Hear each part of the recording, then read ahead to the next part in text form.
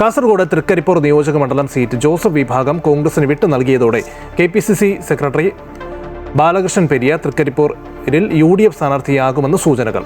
സമുദായ സമവാക്യങ്ങൾ ഉൾപ്പെടെ പരിഗണിച്ചതിന്റെ അടിസ്ഥാനത്തിൽ വൈകിയ വേളയിലാണ് ബാലകൃഷ്ണന്റെ പേര് തൃക്കരിപ്പൂരിലെ സ്ഥാനാർത്ഥി പട്ടികയിൽ ഇടം നേടിയത്.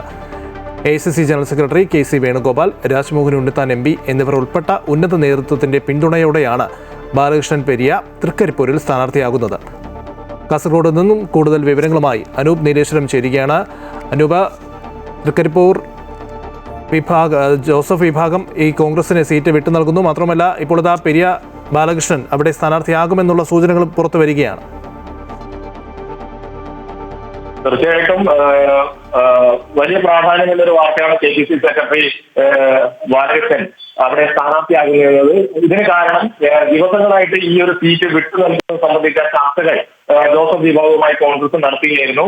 അതിനിടയിൽ നേരത്തെ തയ്യാറാക്കിയ പട്ടിക പ്രകാരം അതിലുണ്ടായ പേരുകൾ DCC പ്രസിഡന്റ് PK ഫൈസൽ, അതുപോലെ തന്നെ സേവാദൾ സംസ്ഥാന chairman Rameshan Karuvassery, DCC vice president advocate KK Rajendran എന്നിവരുടേതായിരുന്നു. ഈ 3 പേരുകളെയും മറികടന്നുകൊണ്ടാണ് ഇപ്പോൾ KPCC സെക്രട്ടറിയും ഉദുമ മണ്ഡലത്തിലെ താമസക്കാരനുമായ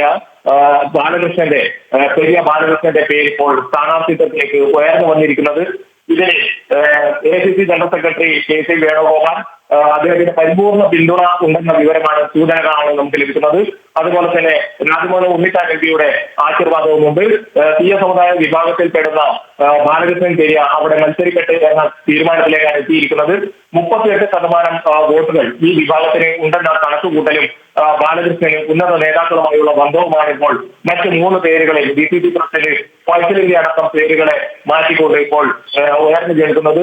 90% ബാലകൃഷ്ണൻ അവിടെ പെരിയ ബാലകൃഷ്ണൻ KPCC സെക്രട്ടറി സ്ഥാനാർത്ഥിയാകുമെന്ന വലിയ സൂചനകളാണ് നമുക്ക് ലഭിച്ചുകൊണ്ടിരിക്കുന്നത്.